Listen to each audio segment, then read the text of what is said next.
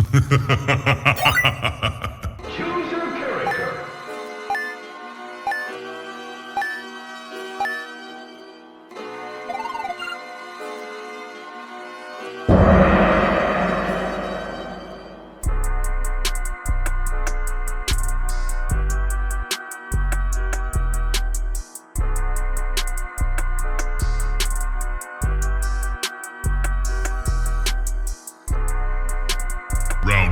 All right. Welcome back to the Geek Set Podcast, the only podcast that blend hip hop culture and geek culture together. I'm your boy Deuces, and this is One-on-One with Deuces, the place where I speak with creators, curators, and people that you should know. And right now, man, you guys already know we got royalty in the building, man. We got Cam from Dormtainment. Bro, how are you doing, man? I'm good. How you doing, man? Appreciate the intro. Man, no, like I said, so shout out to Noriega, man, because he kind of normalized giving people their flowers while they're here. And I want to make sure, like I said, just let you know the impact of Dormtainment. And I know you guys hear it all the time, but I want to let you know from my perspective, coming from Milwaukee, Wisconsin, man, like when I got introduced to Dormtainment, like y'all was the coolest niggas that I've ever seen on on the internet. And I was like, yo, like I consumed everything that you guys were doing. I was following you guys. I was on Tumblr. Like I became truly a fan of it to the point where it was like, you know what I'm saying? Like I got myself a little sandwich, you know what I'm saying? I ordered that, you know what I'm saying? Like when y'all was doing the campaign, Get Them Boys a Show, like I was on it, man. I was one of the people that was on it because I was like, yo, like they truly do need a show. And then when y'all did y'all thing with Comedy Central, like it got to a point where like, and I think that this is something that like a lot of people got to get used to is celebrating just to see Black excellence. Any accomplishment that you guys had, because I was so invested in it, I felt like y'all was hometown homies. Like I'm like, hell yeah. When I see Rome in commercials, and matter of fact, when I saw y'all do the dad joke commercial with the was it Kia? Hyundai. Yeah. I'm like, hell yeah, look at that, like they're my niggas. I was just so excited to see that because y'all have, and I think this is what also why so many people rock with y'all so heavily. Y'all have been very open about y'all journey, about, you know what I'm saying, having these meetings and meetings not going the right way, or the dynamics of the group, moving from Atlanta to Cali, like, you know what I'm saying, like y'all, having y'all channel deleted, having to climb back from that, like, and I think because of that, like, you know what I'm saying, it's like we got so emotionally invested, and to see that y'all still rocking, like I came up with this as I was doing research. I said, you guys are legit the J. Cole of YouTube content. So remember he put out the song Middle Child, where he was like, I'm in rooms with Hove and like these goats, but also I'm talking to the up and comers. Like Dormtainment, y'all are goats in yourself, but like movie stars and stuff like that, like they know who you guys are. They consume y'all content, but also the new YouTubers and new content creators, they want to work with y'all as well. So like y'all are that, like you're legit, y'all are the culture. And the amount of gifts that you guys have provided to the world, as far as like just from y'all content. I mean, the falling out Chaz, like, you know what I'm saying? Like, even the dance that y'all used to do. Like, I think y'all recently did a video where y'all brought it back. You doing Mike, and it was like, it's just stuff like that, bro. So it's like, I need to make sure that you know, man, like y'all reach goes worldwide, like, you know what I'm saying, like, and it's so dope to see everything that you guys are doing. So thank you guys for everything that y'all brought to the world. Wow, man, that was amazing. I'm truly humbled by that. That was amazing. This you just went through my whole life, adult life basically right there. But yeah, I appreciate it, man. I'm glad that you consumed our content, that you were supporting us over the years, man. That's what we did it for. People that kept supporting us and people reaching out saying how much they love us and it's helping them get through depression and all this stuff. Is like, man, we got to keep going for them. And then for the people that's like still watching and be like, hey, if they still going and don't quit, I can't quit on my dream. So exactly, bro.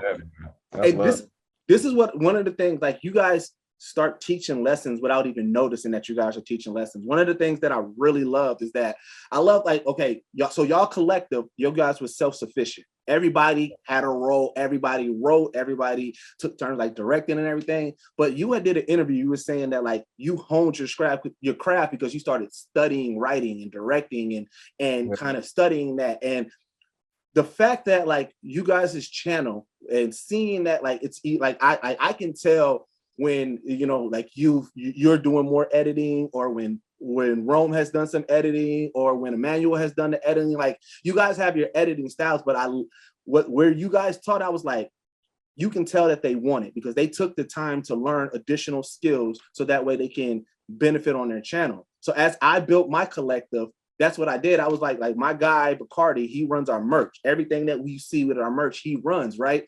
But like the thing is that he's doing the extra stuff that I don't gotta ask him. He's doing the research on what articles of clothing, on how to promote it. My brother, he's doing video, me and him. So we put in the extra research, doing master classes, YouTube videos to learn how to edit. Like, everything on our channel was edited by us. And I was like, see, that's that Dormtainment effect. Everybody has a passion, and so they go in a little bit deeper on it and deeper on it and deeper on it. And the end result is that you see what Dormtainment has put out, your quality increase.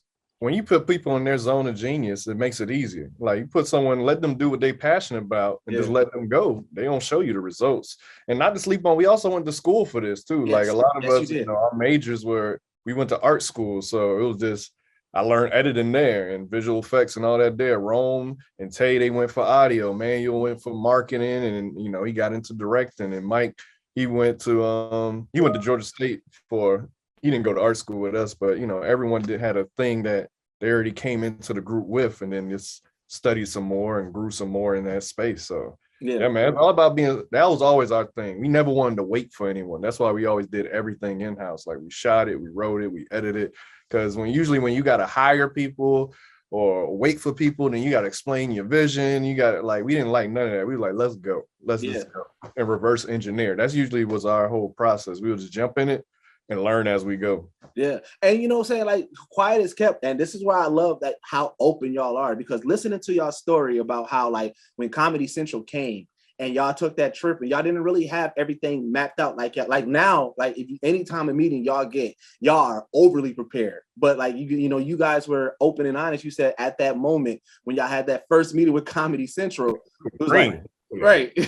And so the funniest thing is that, like, right now we're working on some projects and stuff like that, and we're getting that opportunity to pitch. And I said, I played my whole team when y'all talked about that, and I was like, look, these are like top tier niggas, and they even wasn't ready at that moment. I said, so I said, let's use that as an example, and let's use that, and let's make sure we map out and get ready and have these plans. But it was like, that was, like I said, you guys be teaching without knowing that you're teaching. Well, I'll say another advice I would do in that space, and when you go in the pitch, research who you pitching to. Like, if you know who's going to be in the room, research their careers. Because, like, when small talk come up sometimes, like, you dropping little nuggets like, yeah, I remember when you did that, or yeah, this show and this and that. Like, that small talk sometimes builds their, rapport that helps you get to that next step. So always research who you pitching to, because that helps a lot. Because some people, they'll do interviews and say, I hate when people pitch to me like this. And then you going in there and you pitching like that and didn't even know when that information was out there. You know what I'm saying? Yeah. Well, see, and that's why I do, like, even with our interviews, that's why I do so much, like, research and just making sure that I have, because one, like I said, I mean, you already know we Black, so we already got that going against us. We're already opposite, you know what I'm saying, a lot of times in these rooms. So, like, you know what I'm saying, I always say, like, I'm gonna do these interviews, but I was like, what's gonna make my interview stand out, different? I was like, I want to just have a conversation. I'm like, yeah, I want to get into stuff, but, like, I'm interviewing people that I'm truly fans of, right? So I'm like, I want them to feel like that. Like, I like, you know what I'm saying? Like, every time, like, men, sometimes we let our bravado and our pride get in front of us. You know what I'm saying? Like, it's like, oh man, I can't tell them I'm a fan of him, but it's like, nah, I'm gonna let them know, like, I've been a fan for forever, and I'm gonna talk to them like a fan, but I'm also gonna be professional with it. But it was like, I love having those moments where people like, dang, I said that, like, oh man, oh, you remember that? Like, even like you said, you're like, man, you went through my whole life. Like, I love those moments, man. And honestly, the people that you're interviewing appreciate that, because when you're doing an interview and okay, this person did their research, or this person really knows me, it makes them feel more comfortable. Why do you think Nardwuar blew up? Because every time, especially in them early videos, they're like, this is the most amazing interview ever, because you can tell the work he put into it, and then people appreciate that. So yeah, no, and that's another thing too, like, that when you watch those Nardwuar videos, that like I'm again, it got to the point where people like, who, like, how are you even finding this information? like because like he goes deep. I feel like he got a in with people's personal friend. Like you gotta connect with the CIA. I'm telling you, that's what I think. But again, like, so also like I the one thing too that I love about Dormtainment is, and I was like, I don't even know what to call you guys, because outside of just you guys doing comedy, sketches, you guys are hosting, but like it's not even necessarily like a regular hosting, because it's like a true, like it's like a live event, like the way that you guys host the events that you guys did. But also, like I said, with Shady Side Up, you know what I'm saying? You guys also know the widely talented Tropical Storm. So like just being adjacent with them, you know what I'm saying? Like that's pretty dope. The Comedy Trap House. But I think the one thing that really, I was like, wait, what? I didn't even know this. That you voiced Montgomery Gator in Five Nights at Freddy? No, that wasn't me. Okay, so they got it on your IMDb. And I'm like, wait, what? I'm like, I got to talk to him about this, because I'm like, wait, he doing voiceover right now? I would definitely want to get into voiceover, but I didn't do that. Oh, well, they said so I don't know why that's on my IMDb if it is. Yeah, they got that and Sugar and Toys. Did you voice on that too? Okay, now I was on Sugar and Toys, but Okay. I was actual me. I didn't do a character or anything. I was on 2 episodes of Sugar and Toys. I know. Oh, okay. And, we did the music on it. Mike did the music for Sugar and Toys and everything, but I didn't do the whatever character. Yeah, I didn't do that. Well, hey, so they got you on there, because I was like, dang, because I like, I'm a father. My daughter loves Five Nights at Freddy, so I'm like, wait, that's. And I went back. I'm like, I'm listening. I'm like, that don't even sound like. I need to go look up that now and make sure it ain't me. So I need to film my audio from somewhere. But I know like Emmanuel, he did Motown, that show on Netflix. Yeah. He did the voiceover for that and stuff like that. But nah, I didn't do that one. Okay. Well, but back to the reason why I brought it all up, because I'm like, what do we like? When you tell people who don't know Dormtainment what you do, what do you classify as what you do? Right. Well, when I describe us as a group, I call us like a collective. Okay. Right now, and I got to give credit to Ron, because he kind of coined the term. He said we just creative entrepreneurs. Like we just like to create stuff. We like to be in the creative space. So everything we do is tied back to comedy. Like that's always the base. Like even with Shady Side Up, if you read the descriptions on the site, some of the names are funny. Yeah. Some of the promos going to be funny. So no matter what we do, it's always going to be based in comedy, because that's just true to our personalities. Yeah. So we're just creative entrepreneurs. That's what I say right now. No, that's dope, because I was thinking that, because I was like, all right, because you guys are content creators, but you guys are comedians, but you guys also are actors. Like it was just so much. But the one thing that the reason why I use you guys as an example a lot, that is that like when they talk about Jake Paul, right? Like no matter if you hate him or not, like they legit just do whatever they want. Jake Paul got music with Gucci Mane and a music video. Like he actually got legit music out. Jake Paul and Logan also, they have like 5 years plus boxing. So it's like, we can't say that they're not boxers no more. They've been on Nickelodeon and acting in legit shows. Like they do whatever they want and nobody bats an eye. But anytime a Black creator tries to cross over and do something different, like, you know what I'm saying, they get scrutinized. But I feel like you guys have avoided that. Like, it's just like anytime we see Dormtainment anywhere, it's celebrated, because I think you guys are of that people who's like, look, whatever they do, we support and we love it. And so it's like, I love that you guys are being that example that Black people can do whatever. We don't got to be boxed in. And I love that. Definitely not. I don't live my life like that. Like I'm gonna do what I want at the end of the day, whether people like it or not. Like I was never really affected by comments. Comments never really bothered me. Yeah. So like people can say what they want. It's about my happiness at the end of the day. And usually I stay in my realm of, what you would probably expect from me. But if I do go outside the box, hey, that's also me. Yeah. People know that I'm a wild boy sometimes. I'm gonna do what I want to do when I want to do it. So I don't really pay too much mind to what people got to say, because it's my life. If you let people, run your life, they will. Yeah. And then, like I said, your evolution as far as your comedic timing and everything like that, because for the longest, like, you know, everybody had their roles in Dormtainment, and you was always somebody that when I would tell people about Dormtainment, I was like, make sure you pay attention to like the background jokes, because like you would always have like that one liner or something in the background or everything like that. Like I forgot which sketch it was, but the one where you kept on looking at Chaz, and you was looking at Rome, but it was like every time that was the list. The list, yeah. But every time, like that floored me. But I was like, it's stuff like that. But now, like I said, seeing how like more like you've been taking, like, you know, you may be a little bit more Mike on the pie with the jokes, stuff like that. Like just seeing your evolution has been really dope, because it's like it seemed like you opened up more with your comedy. I appreciate that you actually spot that, because I think that was the beauty of Dormtainment. We all came together, but we all had different like styles of comedy. So like Emmanuel would usually be the straight man. Chaz would be extra silly. Yeah. Rome, he would play certain roles, but I always did things in the background. I like, whoever catch it, that's for y'all. Yeah. If you catch it. If you don't, you don't. Yeah. And I love that you caught it. So that was always my style of comedy. Like I'm gonna be silly too. Like being on both sides, that was hilarious to me. It was hilarious, bro. That's still one of my favorite like jokes I've ever did, or bits I ever did. Because I even go back and watch that stuff. Like it was last week, me and Mike, we sat down for like 2 hours and just watched old skits.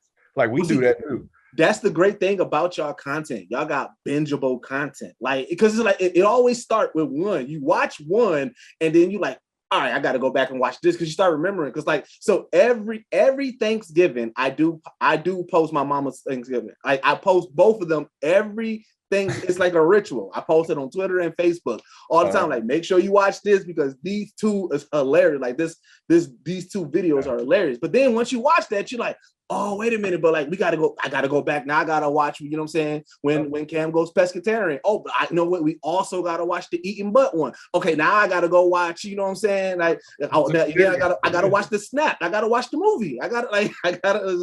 It's you guys got bingeable content that like you go down that rabbit hole. You gotta watch it.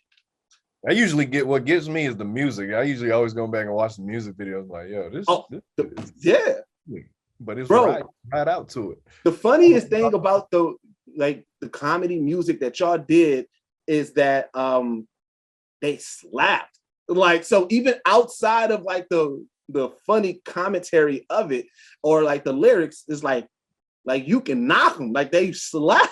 So it's like that was our formula. Our formula was always, all right, this is gonna be funny, but we also want you to ride out to it. Yeah. So we was like, we ain't gonna do Weird Al type music where you only just gonna watch this on YouTube. You will never play that in your car. We was like, nah, we want you to be able to play this in your car, but also be laughing at it. So that was always that was always the formula. And I think that came across clear, because everyone always says that about our music. So I think that's one thing that we did perfectly to the vision.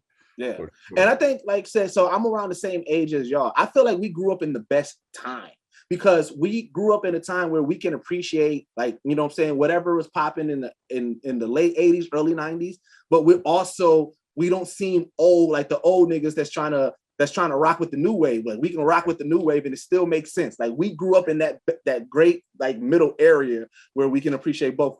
What I always say, I feel like our generation should be running the world, because we was that pre-internet and post-internet era where it's like, all right, we know what it's like to not really be online all day. We used to be outside and we're having different things, but we also know when the internet came in that side. So I feel like we can relate to both sides. That's why I feel like I love the era I was born in, because it's perfect. Now, the last thing that you guys inspired us to do, and this is something that I really, really was like, all right, this is like, I'm excited to see y'all grow. So the one thing, like, you guys always been self-sufficient. When you guys started utilizing y'all crib for so much stuff, like when y'all moved out, like y'all always utilized y'all crib, because, you know, of course, straight out of Dunwoody, like going around town and everything like that. But like when y'all really started utilizing the crib and like doing like, you know, the story time with DT, you know what I'm saying? Like, that's obviously at y'all crib, you know what I'm saying, with a green screen. But even when y'all was doing the podcast, y'all was at a location. I felt like once y'all moved it to the crib, started doing the boss talks, you know, Couch Chronicles and everything like that, like I feel like you guys started getting just way more like back consistent with like, okay, we're going to dedicate this to the podcast. So like we was part of a collective doing like a collective studio. And at some point, I was like, bro, for us to emerge, like we want to have the geek background. We want to be able to, you know what I'm saying, have these conversations, but we want to be able to build a set and stuff like that. So we built our own studio, moved out. And I was just like, at that point, we became way more self-sufficient. We started doing things, and we start trying stuff, because I know story time with DT, you guys, it wasn't something that you guys thought at first it was going to be a full series. Y'all tried it, because I'm part of the Patreon as well. I mean, y'all polled it, y'all was like, and then once you saw that more people wanted to, you know what I'm saying, to be down, and y'all started committing and doing more and more. But it was like, I love the fact like how simple it was, but because of y'all history in the game and how many people that y'all come across and stuff like that, like and the parties that y'all threw, you know what I'm saying, I heard about the legendary parties, like y'all got stories upon stories upon stories. So it's like, yo, like that's dope that like they just like, all right, let's just set up the green screen, let's make sure we get our editing down, and let's tell these stories. And I just like, man, like again, like seeing that evolution is truly inspirational, bro.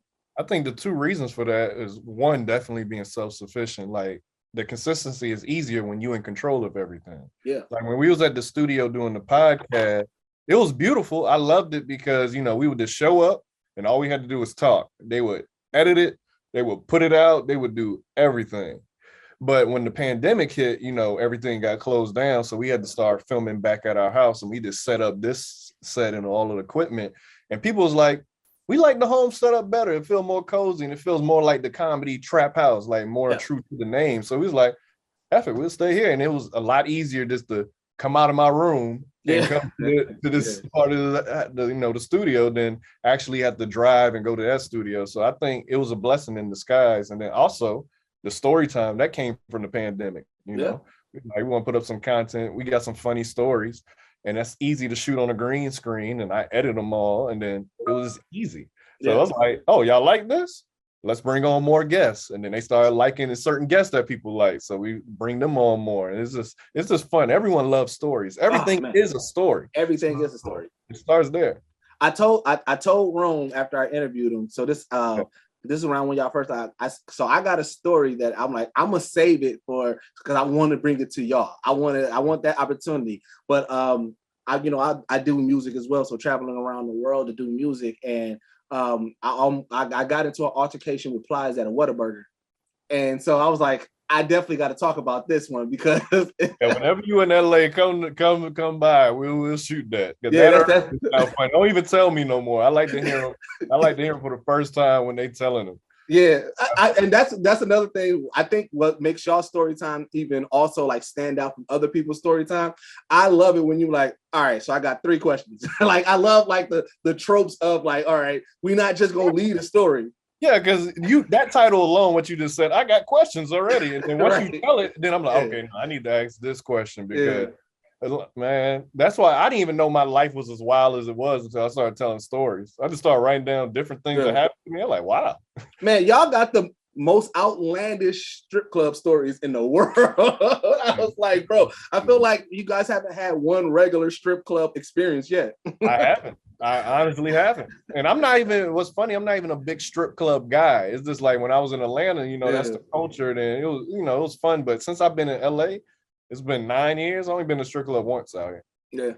And but again, I told that story. Right. All night.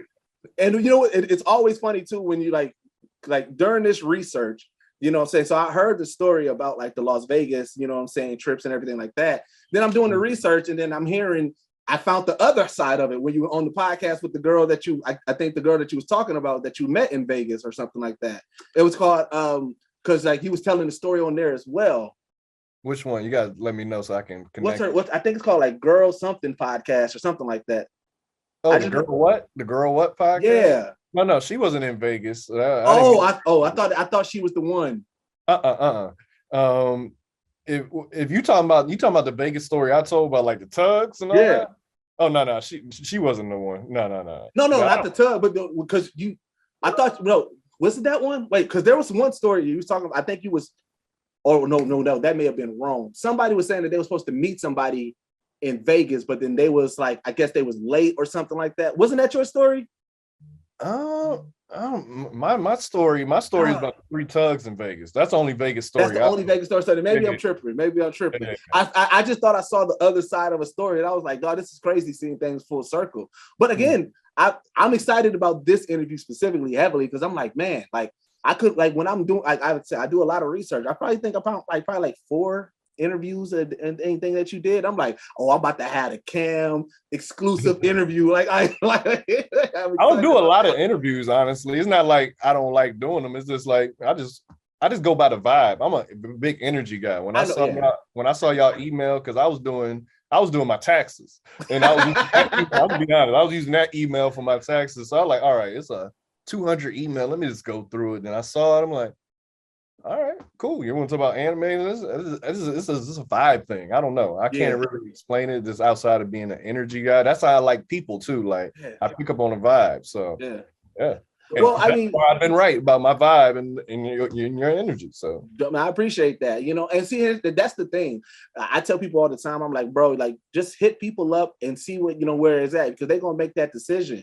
I like, immediately after I interviewed Rome, I'm like, all right, so next I got to get Cam. And I've been hitting you up since then. And some people, they were like I've had this conversation with people. They're like, yeah, I reached out to such and such. They ain't never responded. And then they got some animosity. My bad to cut you off. My bad it took so long, but I just never really be in that email. You just hit the wrong email. Like, honestly, you should have just went through Rome. It would have been a lot faster. You could have told me.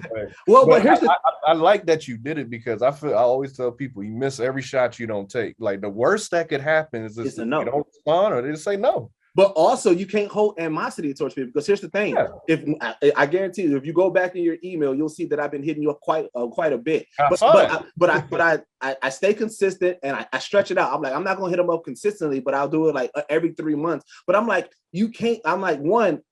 Also, I told you I'm a fan of you guys. I know the amount of work that you guys do, so I'm like, eventually he's going to get to it. Eventually he's going to respond to it, and then I'll take it from there. But like, I hear people. Honestly, it was your persistence, because it was that third one. It was the last one I saw. Yeah. Because that let me see all the rest. Because I didn't see those other ones, the earlier email, honestly. But it was that last one. I was like, oh, what's this?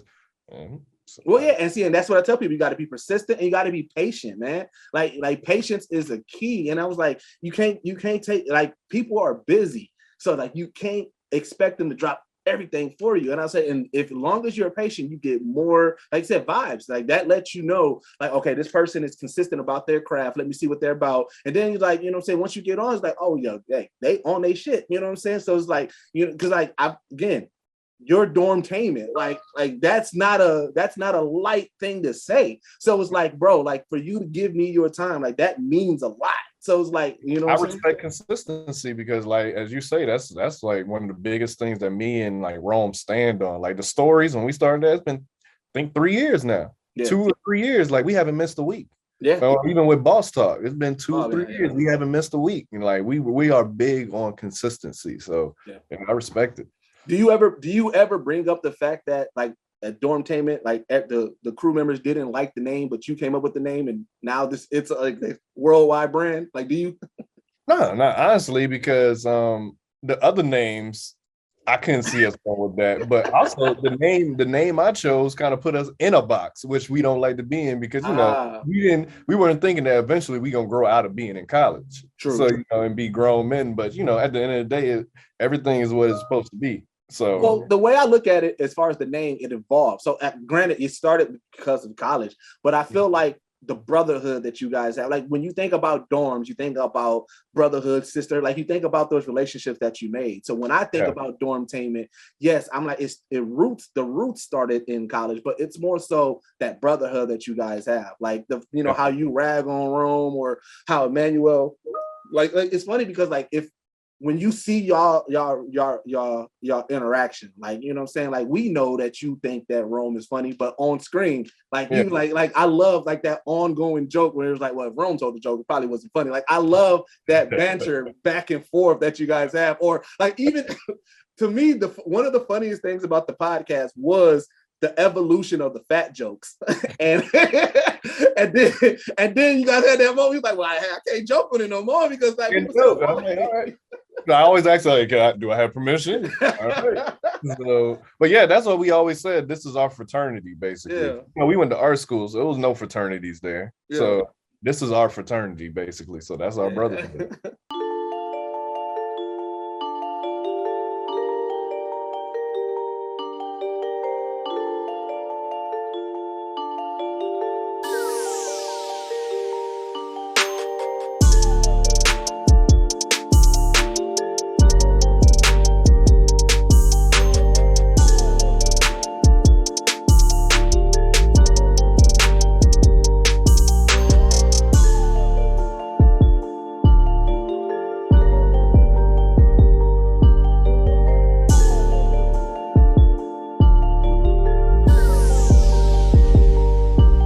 Random question: do you still want to go on Wipeout? Because I know that you said that was like your favorite show. So we had an opportunity to go on Wipeout, right? They hit us up. Yeah. Of course, I wanted to go on, but then what they were hitting, I forgot what the deal. It was like a really bad deal. Like it was. I was like, this is almost disrespectful. I'm like, you want me to come out there for that? Like, nah. So, that's trash, man. Me and Rome passed on. I can't remember because this was like 2 years ago. Oh man, that would have been so dope too. Man, they missed out on the opportunity. That would have been because this was the John Cena one then, right? I'm not sure. Because I'm always bad with years, but I know at least it has at least been 2 years. I would say it could be longer, it could be 3 or 4, but at least 2 years.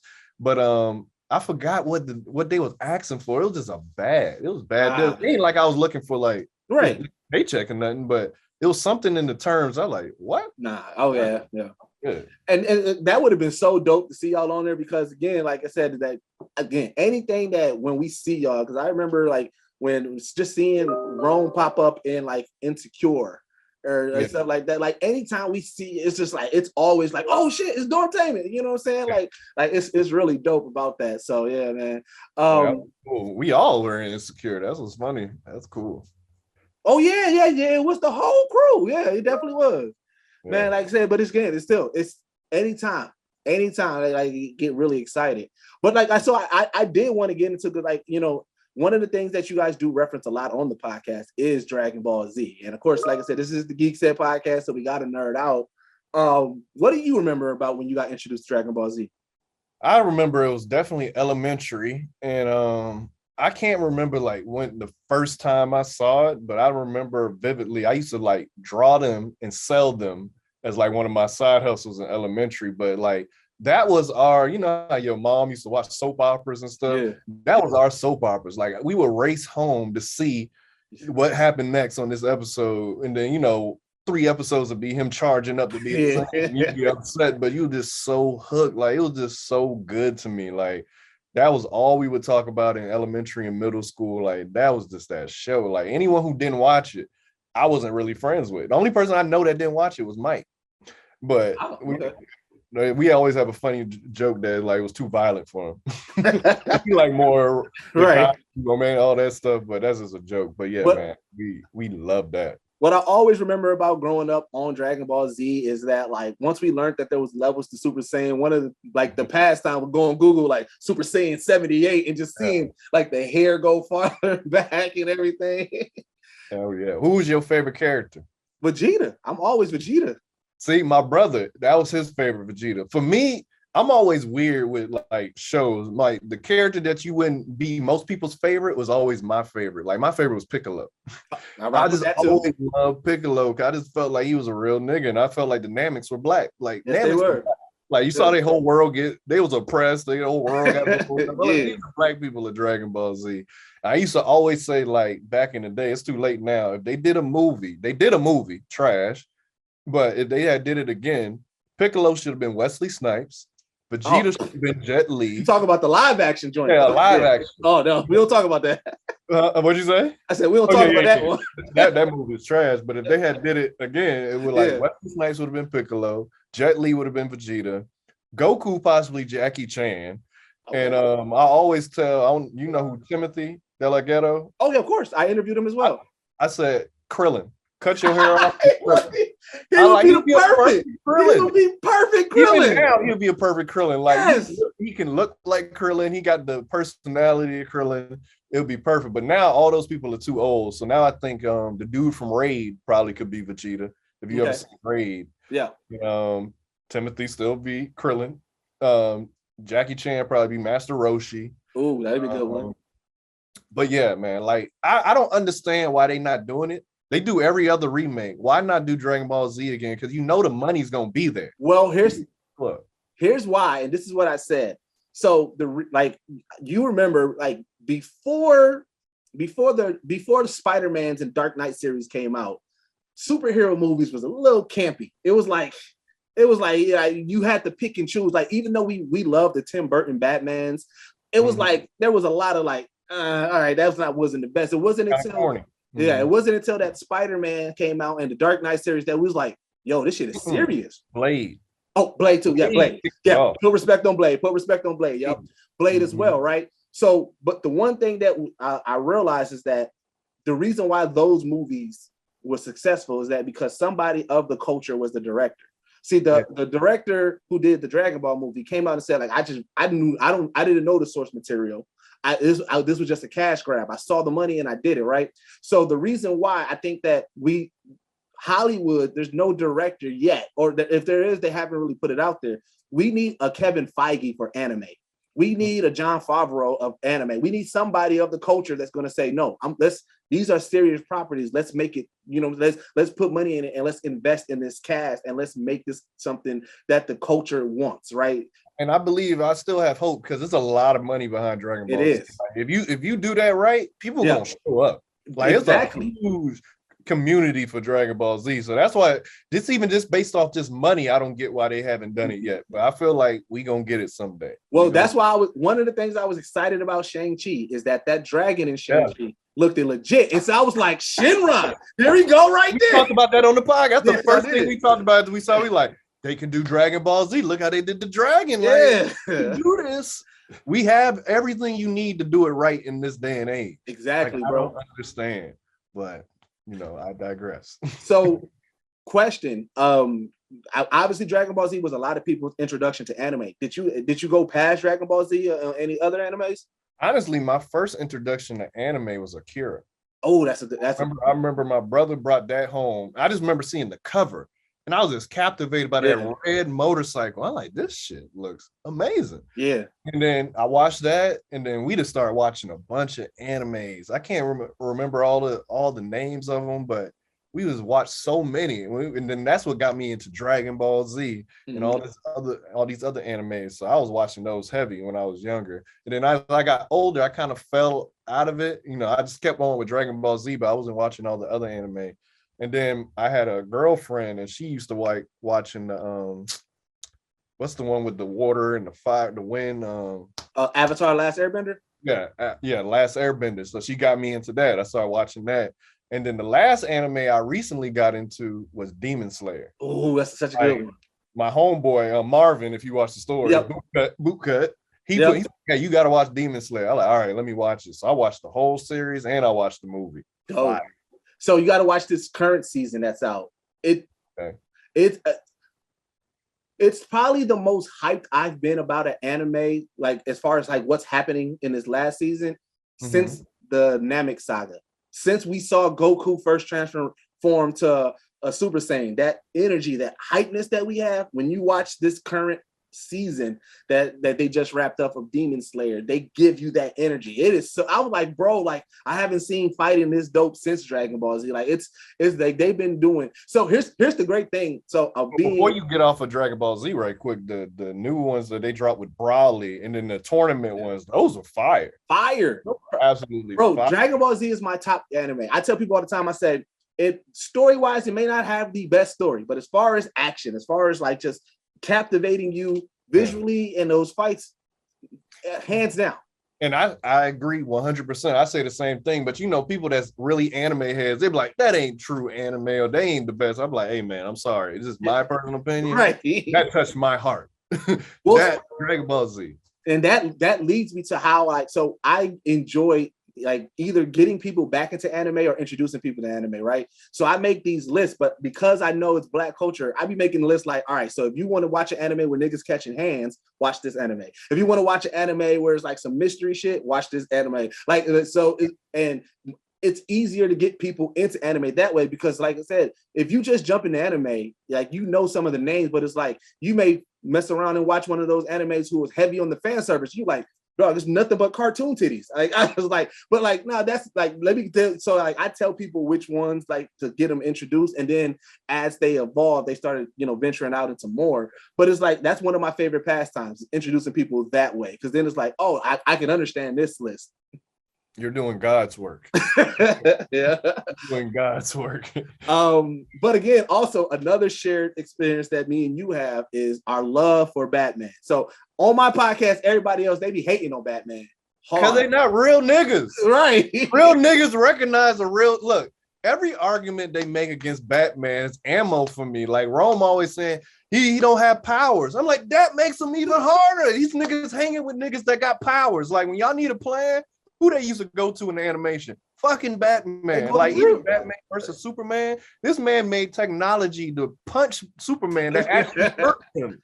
Fam, like who else is doing that? Like I tell people, I'm like, I acknowledge that Batman is psychotic. Like I acknowledge that, but he's still ill, dog. He got trauma. His parents were murdered in front of him when he was a child. He got trauma. And this is the point I always say. I said he's so much of a real nigga that he identifies that Superman got to be hope. If you watch any like anything dealing with Batman, Superman, and their friendship, Batman is always the one that said, I'm gonna do the dirty work, because he knows that the world got to view Superman in a specific way. So when it comes down to getting your hands dirty, Batman's like, all right, fuck it, I got it, I'll do it. Here's another point. Batman live in the worst hood of all the superheroes. The worst. Like Gotham City is not a place no one wants to live. It's just crime every day. It's all everyone's like, you got to be scared for your life living in Gotham, because you don't know who's gonna show up that day. Also, when it's just a Batman Superman thing, Superman lives in a great area, Metropolis. Yeah, it looks beautiful. Everyone there is dumb because all you do is take off his glasses, and now everyone don't make sense to me. He ain't got villains that like that. Like Batman got the best villains. Like make movies just off the villains alone. There's no other characters that just got movies by themselves like that. Like that's how good Batman is. Like man, because the thing, and that's here's the reason. Here's the one thing that all like people always try to use as a joke. They be like, oh, but Batman be letting a clown nigga be like dissing him all the time, like he can't stop him. But I'm like, but look at the one time that Joker said, all right, I'm gonna stop fucking with Batman, I'm gonna fuck with Superman. And what did Superman do? Superman killed his wife because Joker tricked him. I was like, this lets you know the level of Joker. Y'all trying to use Joker as a slight to Batman. No, Joker is pure chaos. And he took the most upstanding superhero, the person who is OP, who has all the powers, and drove him to the brink of changing his whole thought process. He started lobotomizing niggas because of what Joker did. Like, he ain't used to dealing with a villain like that. He used to these little easy villains in this beautiful neighborhood he lives in. He ain't get it out the mud like Bruce. Nah, Bruce rich, but he still ain't get it out the mud like Bruce.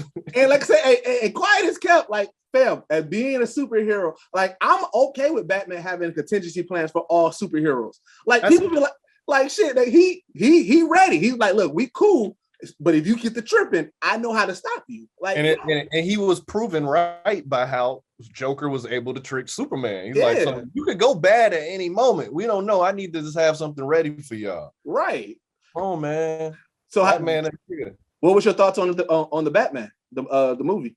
I fucking loved it because for me, I enjoy dark when it comes to Batman. Like when they used to do comical Batman, there's some appreciation for that, but I like dark. I like Batman to be dark. Yeah. And when they went this film noir route, I was in love because in college, I didn't really know about film noir until I took a film noir class. Class, all they showed us was all the classic film noir movies. Yeah. So I learned to like actually love that style. So when they did it, I was like, this is perfect. And like one of my favorite scenes is when him and the cop bust in and like the crack den together. It's like he got the detective and him Yeah. back. Like that shit was so cool. And then I appreciate that they went with the route of him not being a playboy like usually they do in Dark Knight. And him still like, being going through the trauma of his parents. Like it was a younger Batman. Yeah. So Well, see, honestly, I loved everything about it. Some scenes could have been cut out, as we talked about. I agree with Emmanuel on that, but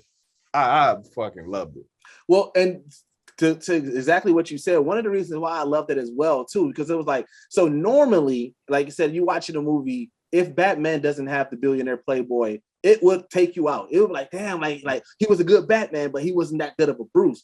But it was so good that part didn't take you out. It was like, all right, I understand it, because in this setting and in this world and how they're building it, I need that Batman to be unpolished, still trying to figure it out. And I love that, like, everything was like he was fighting and still getting hit. He was stumbling. He flew into it. Like, I love that it was like this, because this was year 2, the setting of Batman. And so the Batman, and I'm like, I like it was, we're seeing a Batman trying to get it, even with the detective work. He's the world class detective, but in this movie he wasn't getting everything right, so you got to see his woes and his growing up and everything. So I'm excited about the next movie, because I feel like those added experiences what builds us to the Batman that we normally see.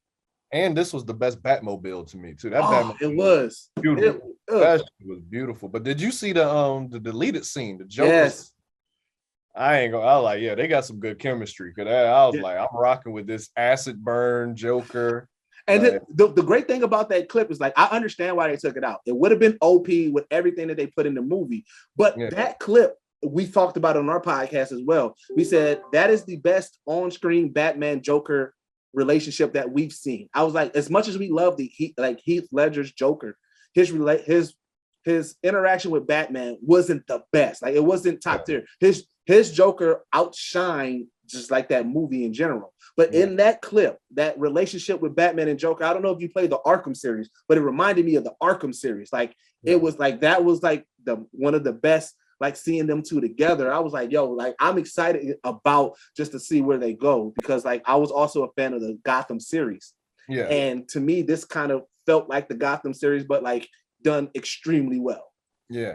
I also heard there was a rumor that they may try to do Mr. Freeze. And when I first heard it, I was like, well, when we seen it done, it wasn't really good, but they were saying, with this director, it'll be darker and a little more grounded. So I'm like, I'm open. It also, you got to think about it, because like Gotham is flooded right now, right? And so the reason why I think Mr. Freeze may be the one is because, like, I think it's going to kind of do like how they did this one, where there was like 2 villains, where it was like, this one had 3 villains, because it had Falcone, it had Riddler and Penguin, right? So I feel like Mr. Freeze may be the first one, because, like, you got to think his storyline is, is cryogenic and like research and science, stuff like that. So one of the ways to, like, okay, it's frozen. The water, we need to freeze it first. But again, like, through his research, I'm thinking like something may happen which ends up hurting his wife, and then that's what starts the whole Mr. Freeze arc. And then we get whatever the next, like, whatever the big villain. I think of each DC film now with this director, you're gonna have like a sub villain and a major villain, which I'm okay with, because, like I said, I like how they did it, because Penguin get in the series, and they need more. No, I want to see more Penguin, because Colin Farrell was killing that, so I would enjoy some more Penguin.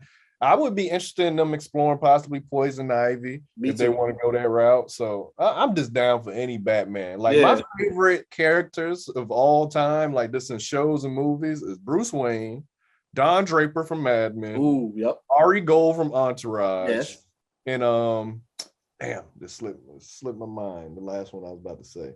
Well, I'll take those 3 right now. Yeah. No, those are solid. Those are definitely solid. I love to, like, the people that y'all rock with, because I saw that, like, Gail Bean just started watching Entourage, and you, like, enjoyed the ride. I got a chance to interview her as well, which was really dope. But it's like, that's also dope. Like, a lot of it's funny, because going back watching some of y'all old videos, I'm like, wait, Pat was in this video? Like, that's Gail B? Like it's so dope to see people that are flourishing now that also work with y'all, bro. Like, you know what I'm saying? Because it's like, yo, that's really crazy. Like, I didn't even realize this was that person. I watched this video a million times. I didn't know that was Cynthia Luciette, or like whatever the case may be. Like, it's just like seeing these people pop off. That's been also dope.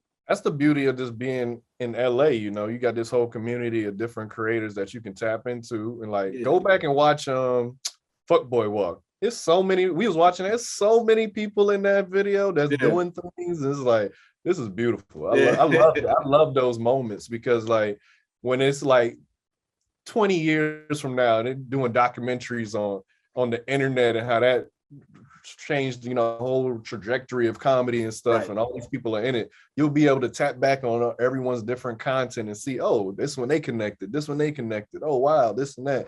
So I love that. Yeah. All right. So we got 2 segments that I want to get into before we get you out of here. The first segment that we call is top 5. So with you being such like a historian of the craft, like I know that you got like you dive deep into like, you know, shows and movies and comedy and break it down. I want to get for you, what is your top 5 shows, like just comedy shows? Comedy shows of all time, or just like right now? And so I'll give it a caveat to make it easier. It's all time, but it does not have to be in order. And it could be how you're feeling right now. So it doesn't have to be your solid list. It could be like right now, if you had to choose, what would you pick? I wish you would have told me beforehand, because I could just, because you know, it's so many shows. Some I know it just slips your mind. But let me see, top 5 TV shows. I used to love Fresh Prince. I've seen every episode of Fresh Prince, so I got to put it in there.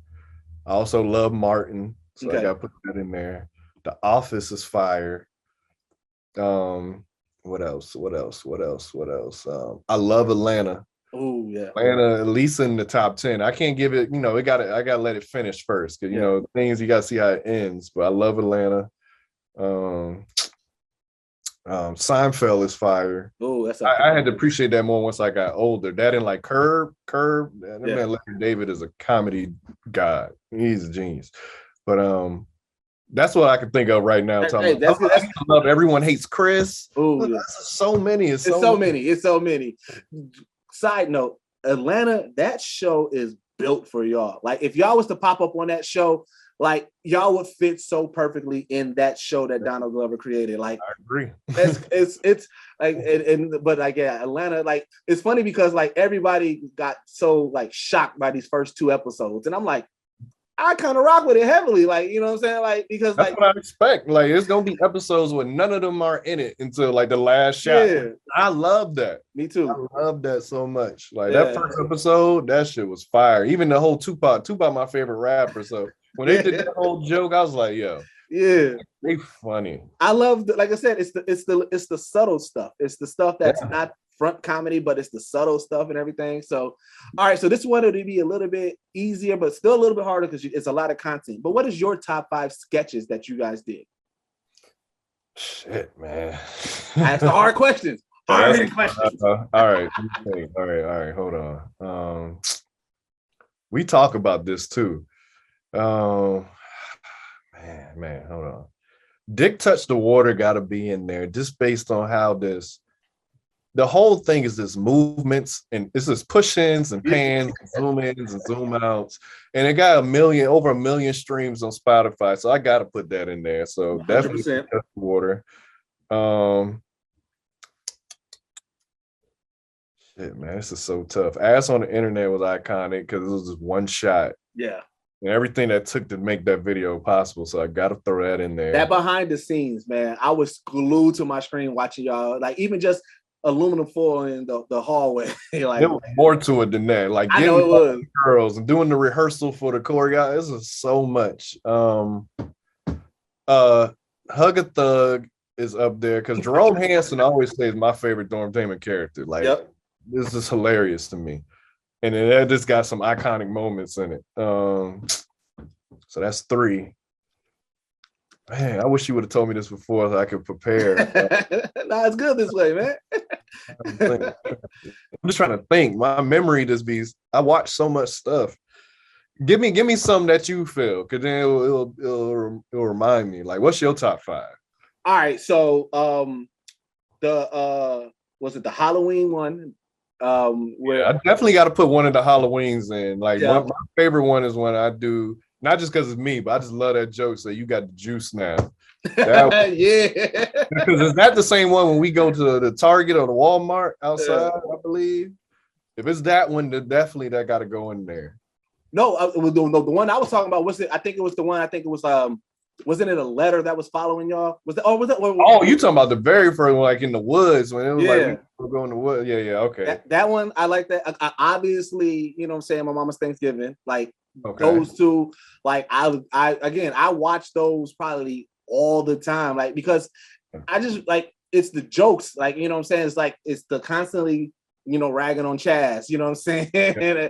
But it's how serious, like it starts off like, oh yeah, my mom made you a plate, like, oh yeah, you know what I'm saying? And then like the way it's Rome's comedic timing too that sells it so much, because it's always like it's one thing, like yeah, you know what I'm saying, but like my mom's mac and cheese is a little bit better, and then Rome's like, good chemistry, man. Like you know what I'm saying, like we just knew each other, so it's like a lot of the times, a lot of our stuff is improv too, so it's like I know how to set him up for his joke, like I know what his strength is, so I like, let me say this, and then I know that he gonna say this. And it just always hit, like even Black people laughing may be in there for me, because like that Black Nat Geo style was crazy. And that's another iconic meme that when y'all laugh and run, like again, that's a gift that took its own. Let's Ride Out. I love Let's Ride Out. He was on tour. I remember when we first did that. That was one of my favorites too. I was like, yo, that sketch is so funny to me, because it's too many. That's hard for me. I gotta sit down and like really look at everything to answer that. Which one was it when Rome redid Donnell Jones? That was 5 Manly Ways to Break Up Part 2. Oh my! When the song started, that was like peak, like the build up to it, and then when he started saying, "Oh my God, like." Yeah, I can go on for days, bro. The whole like 6 series, I like yes, Under the Bed with Mike, or Go Pescatarian, all that stuff. Yeah, man. I can't wait till y'all, because I know that whatever platform y'all choose it, but when y'all fully tell y'all story, I cannot wait. Like I think it should be a dramatic retelling series. I think, like personally, because I'm like, y'all got way too much that like a documentary, I feel like is not going to be able to cover everything. A book will be able to cover everything, but because of who y'all are, I wanted I would love to see it played out again. So like I think like if y'all was ever able to get like a docu-series, or you know, but it's like a retelling, you know, imagining, you know what I'm saying, what, you know, kind of like a dramatic telling of y'all storyline, I think that would be so dope, because like, you know, the whole dynamic of you and Chaz being brothers, you guys meeting in college, like I said, having that moment where you met Rome before, and then later on, like, it turns out to be your roommate. Like, a lot of people don't even know, like, Rome wasn't in Dormtainment when we first started. Like, we voted to, like, I fought to get Rome in Dormtainment. I like, nah, what? Rome need to be in this. Yeah, when we first started, it was just me, Chaz, Mike, Emmanuel, and Tay. And Rome was just always around because we all were friends, but he wasn't officially in it. Like, he didn't live with us at first. Like, Tay or Rome didn't live with us. It was just me, Emmanuel, Mike, and Chaz living together. First, it was just me and Emmanuel. Then when Mike and Chaz moved, then they moved into our apartment. So, but Rome was funny in that apartment. He lived in the building across the street. Same apartment complex, but across the street, which Mike eventually, they became roommates. But I remember that day we walked over there. We were like, hey, we want to put you in Dormtainment. It was like, thing, but it was funny. Like, we fought for that. Like, I fought for that. I remember, I think Emmanuel was against it. Not like push back, like, no, but he's like, well, you know, I like, nah, man, we gotta have Rome in here. We gotta have Rome. And that's how it happened. That's dope. That's dope. All right. So last thing we have is called recommendations. It can be something that you're reading, you're watching, you're listening to, but something that you think that our listeners and our viewers should check out. As far as like TV shows and stuff like anything. Okay. Just if you had to give a recommendation saying, yo, y'all should check this out, check it out. Well, what I'm heavy on, me and Rome heavy on the Winning Time right now, that Lakers show. Oh my God, that's a good show. We love that show. So that I would definitely recommend that. I would recommend, since we talked about anime, if you ain't see on Netflix, Love, Death, Robots, or is it? Is it that? That's what it's called. Love, Death, Robots. Both of those seasons phenomenal. Yes. If you into all different styles of animation and stuff, that's fire. I'm a big documentary guy, so I like watching documentaries. Like I watched the World's Worst Roommate. So I haven't watched that one yet. Is it good? Yeah, that shit. Especially the Squatter. If you're not gonna watch watch the 2-part Squatter one in that series. Fire. Got like a lot of crime stuff too. As far as books, I would suggest Four Agreements. Mhm. That changed my whole mindset. Like that was a catalyst for this whole like journey I'm on now. That The Alchemist, Ooh. those 2 books, that's the only book I've ever read in one day. Like it was that good, I couldn't stop. So The Alchemist.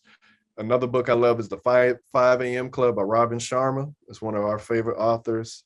I would suggest that. 7 Spiritual Laws. That was the book that y'all read that changed y'all with y'all going to sleep early, waking up. Yeah, well, me and Rome, we were already naturally early birds. Yeah. We were waking up early, but that made us like, all right, let's just do this 5 a.m. Yeah. Now I wake up at 4 a.m. Yeah, I know. But not today because I stayed up to watch that Tyler concert. Oh, was it? Yeah. And until like close to midnight. So I said, ain't no way I'm getting up. Like, I gotta have energy for this podcast. Like I'm just gonna sleep. So that, and then I would say check out if you need some Shady Side Up. Oh, link's gonna be in the description down below. Shades and everything. Check that out. All right, man. Well, where can my people find you at, man? I'm Cam from DT on all socials. You also follow Dormtainment. You can follow Boss Talk. That's our like I would say a health and wellness type podcast. We have a bunch of guests on there, different business people, different people from different industries sharing their secrets and sharing their success stories. So we got that, and we also got Shady Side Up for the shades. Yeah. And then our music is on every streaming platform. You can find us everywhere. All forms of content.